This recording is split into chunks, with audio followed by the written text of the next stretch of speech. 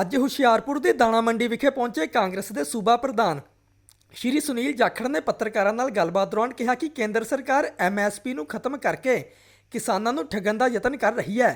ਉਹਨਾਂ ਕਿਹਾ ਕਿ ਇੱਕ ਪਾਸੇ ਕਰੋਨਾ ਵਾਇਰਸ ਕਾਰਨ ਦੇਸ਼ ਬੰਦ ਪਿਆ ਏ, ਚੀਨ ਨਾਲ ਲੜਾਈ ਦੇ ਆਸਾਰ ਬਣੇ ਹੋਏ ਨੇ, ਸਾਡੇ ਜਵਾਨ ਸ਼ਹੀਦ ਹੋ ਰਹੇ ਨੇ ਤੇ ਅਜਿਹੇ ਵਿੱਚ ਸਰਕਾਰ ਕਾਲਾ ਕਾਨੂੰਨ ਆਰਡੀਨੈਂਸ ਦੇ ਜ਼ਰੀਏ ਲੈ ਕੇ ਆਈ ਹੈ। ਉਹਨਾਂ ਕਿਹਾ ਕਿ ਕੇਂਦਰ ਸਰਕਾਰ ਕਿਸਾਨਾਂ ਦੀ ਹੌਸਲਾ ਅਫਜ਼ਾਈ ਕਰਨ ਦੀ ਬਜਾਏ ਇਸ ਵਰਗ ਦੇ ਖਿਲਾਫ ਵੱਡੀ ਸਾਜ਼ਿਸ਼ ਰਚ ਰਹੀ ਹੈ।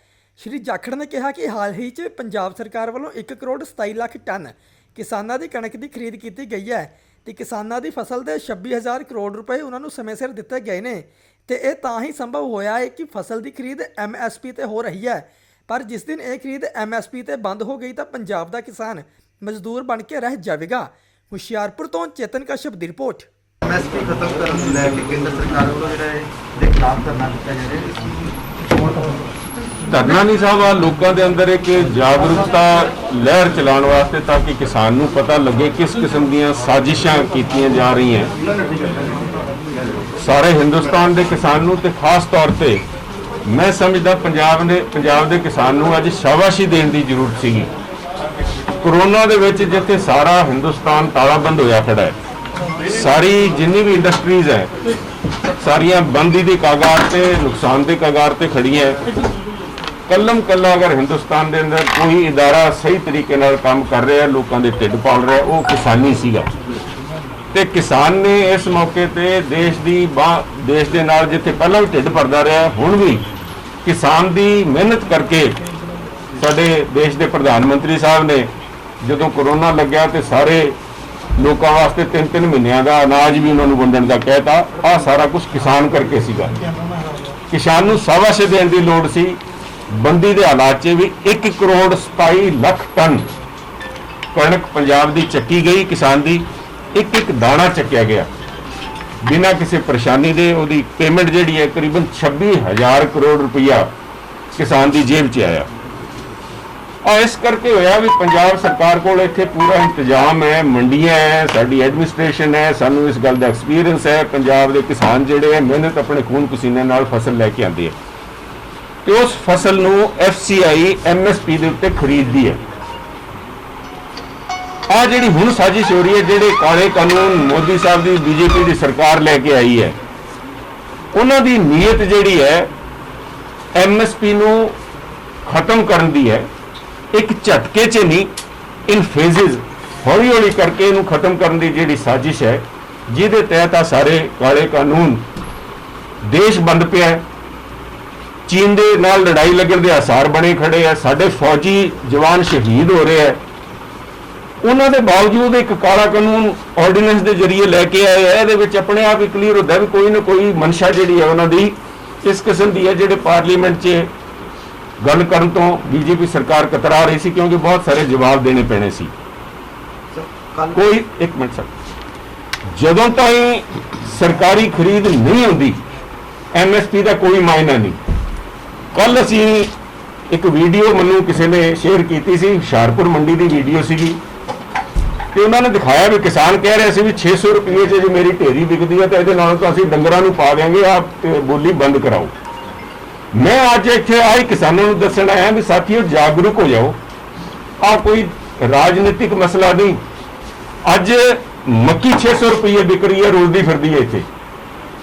ਜੇ BJP ਦੀ ਸਾਜ਼ਿਸ਼ ਕਾਮਯਾਬ ਹੋਗੀ ਤਾਂ ਕਣਕ ਵੀ ਇਸੇ ਤਰ੍ਹਾਂ ਜੁੜੂਗੀ ਇੱਥੇ, ਕਿਉਂਕਿ ਕਣਕ ਅਗਰ ਚੱਕੀ ਜਾਂਦੀ ਹੈ ਇੱਕ ਦਾਣਾ ਇਸ ਕਰਕੇ ਚੱਕੀ ਜਾਂਦੀ ਹੈ ਵੀ ਜੀ ਹੁਣ ਕਾਂਗਰਸ ਸਰਕਾਰ ਨੇ ਜਿਹੜੀ MSP ਪਬਲਿਕ ਡਿਸਟ੍ਰੀਬਿਊਸ਼ਨ ਸਿਸਟਮ ਦੇ ਹਿਸਾਬ ਨਾਲ ਪ੍ਰਣਾਲੀ ਬਣਾਈ ਸੀ ਵੀ ਸਰਕਾਰੀ ਖਰੀਦ ਹੋਊਗੀ ਝੋਨੇ ਦੀ ਤੇ ਕਣਕ ਦੀ, ਇਸ ਕਰਕੇ ਇੱਕ ਦਾਣਾ ਚੱਕਿਆ ਜਾਂਦਾ ਹੈ। ਪਰ ਜੋ ਸਾਜ਼ਿਸ਼ ਹੋ ਰਹੀ ਹੈ ਉਹਦੇ ਤਹਿਤ ਕਿਸਾਨ ਦੀ ਕਣਕ ਤੇ ਝੋਨਾ ਇੱਥੇ ਮੰਡੀਆਂ 'ਚ ਰੁਲਦਾ ਹੋਊਗਾ।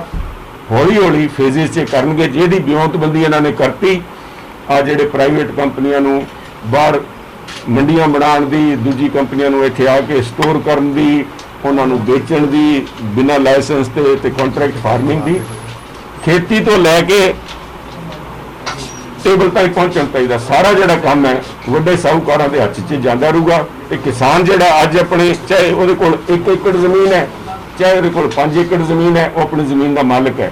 ਜਿਸ ਦਿਨ ਇੱਥੇ ਵੱਡੇ ਸਾਹੂਕਾਰ ਆ ਗਏ, ਉਹ ਜਿਹੜਾ ਮਾਲਕ ਹੈ ਉਹ ਮਜ਼ਦੂਰ ਬਣ ਜੂਗਾ, ਫਿਰ ਬਿਹਾਰ ਤੋਂ ਮਜ਼ਦੂਰ ਬਣਾਉਣ ਦੀ ਲੋੜ ਨਹੀਂ ਪੈਣੀ। ਸਾਡੇ ਕਿਸਾਨ ਇੱਥੇ ਮਜ਼ਦੂਰੀ ਕਰਿਆ ਕਰਨਗੇ ਅਡਾਨੀਆਂ ਤੇ ਅੰਬਾਨੀਆਂ।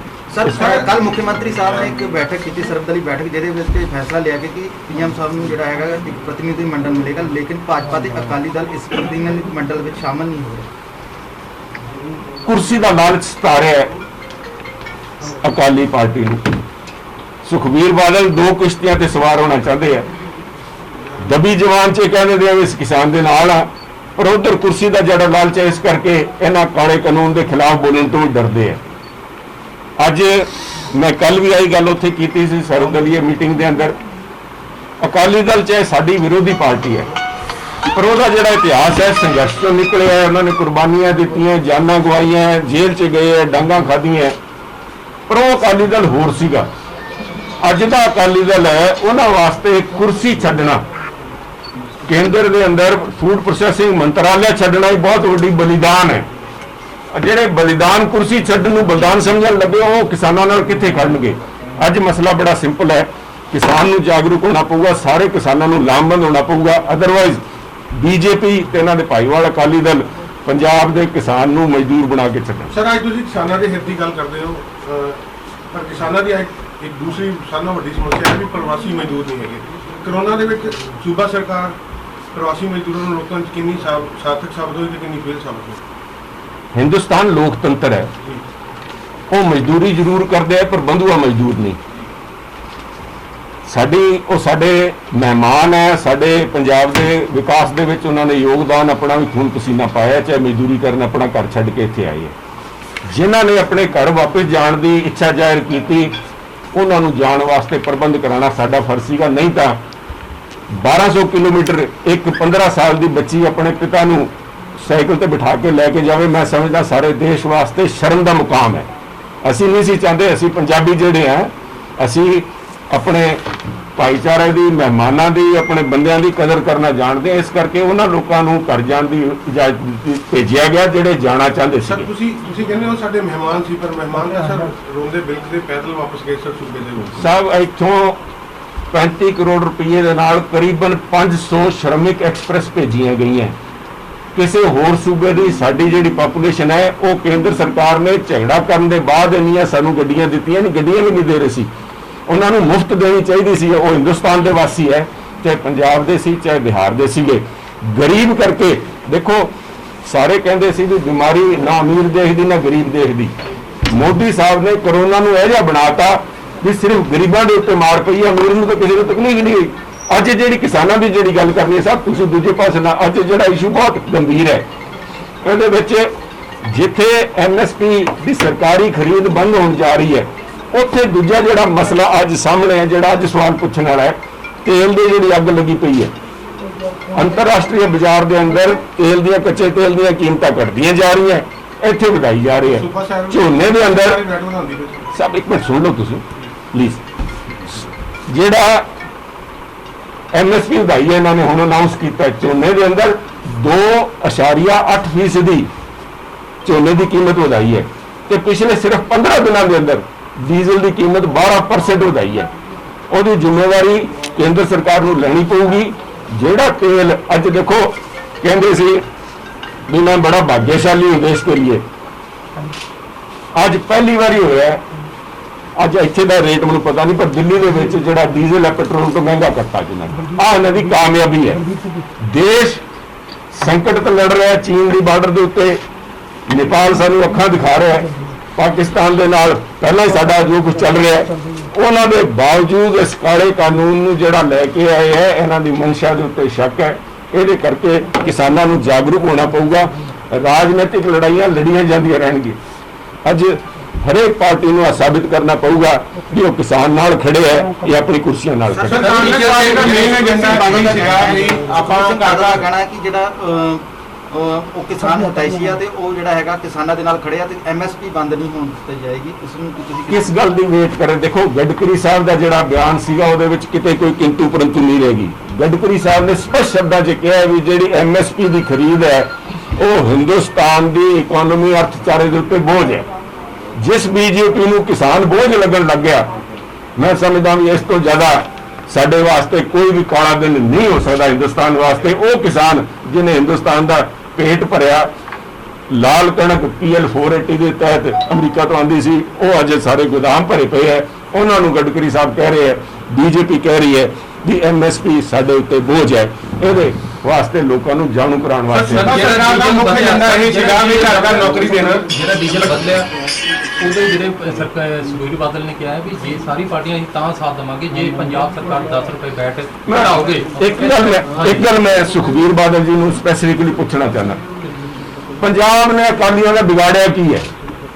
ਵੀ ਜਿੱਥੇ ਕਿਤੇ ਗੱਲ ਆਉਂਦੀ ਹੈ ਕੈਪਟਨ ਸਾਹਿਬ ਕਹਿੰਦੇ ਵੀ ਪੰਜਾਬ ਦਾ ਜਿਹੜਾ ਬਣਦਾ GST ਦਾ ਬਕਾਇਆ ਦੇ ਦਿਓ, ਸੁਖਬੀਰ ਬਾਦਲ ਕਹਿੰਦੇ ਨਹੀਂ ਪਹਿਲਾਂ ਹਿਸਾਬ ਦਿਓ।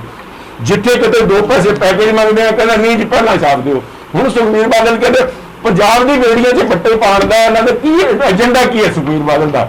ਵੀ ਅੱਜ ਜੋ ਸੱਤਾ ਤੋਂ ਬਾਹਰ ਹੈ ਪੰਜਾਬੀਆਂ ਨੂੰ ਮਾਰਨ ਦੀ ਤਿਆਰੀ ਹੈ। ਇਹਦੇ ਵਿੱਚ ਮੇਨ ਜਿਹੜਾ ਕੰਪੋਨੈਂਟ ਹੈ ਐਕਸਾਈਜ਼ ਦਾ, ਵੈਟ ਦਾ, ਜਿਹੜਾ ਸੈਂਟਰ ਸਰਕਾਰ ਦਾ ਹੈ, ਉਹਦੇ ਵਿੱਚ ਸੈਂਟਰ ਸਰਕਾਰ ਆਪਣਾ ਹਿੱਸਾ ਦੇਵੇ, ਪੰਜਾਬ ਨੂੰ ਸਾਡਾ ਪੈਕੇਜ ਦੇਵੇ, ਉਹਦੇ ਤੇ ਅਸੀਂ ਲੋਕਾਂ ਦੀ ਮਦਦ ਕਰੀਏ, ਕਰਜ਼ਾ ਮਾਫ ਕਰੀਏ, ਇੱਥੇ ਵਿਕਾਸ ਕਰੀਏ। ਸੁਖਬੀਰ ਬਾਦਲ ਜੀ ਨੂੰ ਆਪਣੀ ਮਨਸ਼ਾ ਕਲੀਅਰ ਕਰਨੀ ਚਾਹੀਦੀ ਮੁੱਖ ਏਜੰਡਾ ਸੀਗਾ ਨਹੀਂ ਸੋਚਿਆ ਜਾ ਰਿਹਾ ਕਾਂਗਰਸ ਸਰਕਾਰ ਨਵਾਂ ਟੈਕਸ ਦਾ ਡੌਗ ਟੈਕਸ ਵੀ ਘਰ ਘਰ ਨੌਕਰੀ ਡੌਗ ਟੈਕਸ ਲਗਾਇਆ ਸਰਕਾਰ ਨੇ ਨਵਾਂ। ਆਮ ਲੋਕਾਂ ਉੱਤੇ ਵੀ ਕੁੱਤਾ ਰੱਖਣ ਉੱਤੇ ਵੀ ਟੈਕਸ ਦਿੱਤਾ ਜਾਵੇ। ਸੌਰੀ ਡੌਗ ਰੱਖਣ ਤੇ ਇਹ ਵੀ ਆਮ ਲੋਕਾਂ ਤੇ ਬੋਝ ਲਾਤਾ ਸਾਰੇ। ਸਰਕਾਰ ਦਾ ਮੇਨ ਏਜੰਡਾ ਸੀਗਾ ਘਰ ਘਰ ਨੌਕਰੀ ਦੇਣਾ। ਬਠਿੰਡਾ ਥਰਮਲ ਅੱਜ ਆਹ ਗੱਲ ਕਰ ਲਓ ਤੁਸੀਂ, ਬਠਿੰਡਾ ਕਿਸਾਨਾਂ ਦੀ ਗੱਲ, ਜਿਹੜੀ ਅੱਜ ਕਿਸਾਨਾਂ ਦੀ ਗੱਲ ਕਰ ਰਹੇ, ਪੂਰੀ ਪ੍ਰੈਸ ਕਾਨਫਰੰਸ 2.12 ਜਿਹੜਾ ਹੈਗਾ ਆੜ੍ਹਤੀਆਂ ਦੇ ਉੱਤੇ ਜਿਹੜਾ ਹੈਗਾ ਇੱਕ ਟੈਕਸ ਥੋਪਿਆ ਗਿਆ ਹੈਗਾ। ਕੀ ਨਾ ਸੀ ਉਹਦਾ ਜੋ ਕਾਂਗਰਸ ਪਰਚੇਜ ਏਜੰਸੀਆਂ ਨੇ ਪੈਸੇ ਕੱਟੇ 2 ਰੁਪਏ 12 ਪੈਸੇ ਮੇਰੇ ਨੋਟਿਸ 'ਚ ਨਹੀਂ, ਪਰ ਦੱਸੋ ਕਿਹੜਾ ਕਿਹਨੇ ਕੱਟਿਆ? ਅਸੀਂ ਨਹੀਂ ਕੱਟਿਆ, ਏਜੰਸੀ ਜਿਹੜੀ ਸਟੇਟ ਏਜੰਸੀ ਹੈਗੀ ਜਿਹੜੀਆਂ ਚੈੱਕ ਕਰਕੇ ਦੱਸੋ। ਕਰੋਨਾ ਬਾਕੀਆਂ ਨੂੰ ਪੁੱਛ ਲੈਂਦੇ ਆ, ਆਰਮੀ ਸਟ੍ਰੈਟੇਜੀ ਕੀ ਹੋਊਗੀ? ਮੁੱਖ ਮੰਤਰੀ ਬਿਆਨ ਆਇਆ ਵੀ ਪੰਜਾਬ 'ਚ ਜਿਸ ਤਰ੍ਹਾਂ ਕਰੋਨਾ ਦੇ ਕੇਸ ਵਧ ਰਹੇ ਆ, ਆਉਣ ਵਾਲੇ ਸਮੇਂ 'ਚ ਸ਼ਾਇਦ ਪੰਜਾਬ 'ਚ ਦੁਬਾਰਾ ਲਾਕਡਾਊਨ ਲੱਗ ਸਕਦਾ। ਕਿੰਨੀ ਸਮਝ ਦੇਖੋ ਅਟਕਲਾਂ ਲੱਗ ਰਹੀਆਂ। ਅੱਜ ਦੇ ਦਿਨ ਮੈਂ ਸਮਝਦਾ ਵੀ ਪੰਜਾਬ ਦੀ ਜਿਹੜੀ ਸਥਿਤੀ ਹੈ ਕਰੋਨਾ ਦੀ ਬਾਕੀ ਸਟੇਟਸ ਨਾਲੋਂ ਬਹੁਤ ਬਿਹਤਰ ਹੈ, ਕਿਉਂਕਿ ਟਾਈਮਲੀ ਐਕਸ਼ਨ ਕੈਪਟਨ ਸਾਹਿਬ ਦੀ ਸਰਕਾਰ ਨੇ ਪੂਰੇ ਸਾਰੇ ਡਾਕਟਰਸ ਤੇ ਜਿਹੜੇ ਐਕਸਪਰਟ ਸੀ ਉਹਨਾਂ ਦੀ ਰਾਏ ਨਾਲ ਲਿਆ। ਲੋਕਾਂ ਦੀ ਸੁਰੱਖਿਆ, ਉਹਨਾਂ ਦੀ ਜਾਨ ਦੀ ਸੁਰੱਖਿਆ ਵਾਸਤੇ ਜਿਹੜੇ ਵੀ ਕਦਮ ਨੈਸੈਸਰੀ ਹੋਣਗੇ ਸਰਕਾਰ ਉਹਨਾਂ ਨੂੰ ਸਰ ਭਾਜਪਾ ਨੇ ਦਿਵਸ ਮਨਾਇਆ ਜਾ ਰਿਹਾ ਭਾਜਪਾ ਵੱਲੋਂ ਅੱਜ ਦੇ ਦਿਨ ਨੂੰ ਲੈ ਕੇ। ਲੋਕਾਂ ਦੇ ਉੱਤੇ ਆ ਕਾਲਾ ਜਿਹੜਾ ਕਾਨੂੰਨ ਹੈ, ਆ ਐਮਰਜੈਂਸੀ ਅੱਜ ਲੱਗੀ ਤੇ ਕੀ ਅੱਜ ਜਿਹੜਾ ਡਿਜ਼ਾਸਟਰ ਮੈਨੇਜਮੈਂਟ ਐਕਟ ਦੇ ਤਹਿਤ ਸਰਕਾਰ ਦੇ ਸੂਬਿਆਂ ਦੀ ਤਾਕਤਾਂ ਜਿਹੜੇ ਲਈ ਬੈਠੇ ਆ, ਮੈਂ ਸਮਝਦਾ ਜ਼ਿਲ੍ਹਾ ਬੋਡੀ ਦਾ ਐਲਾਨ ਕਦੋਂ ਕਰੋਗੇ? ਛੇਤੀ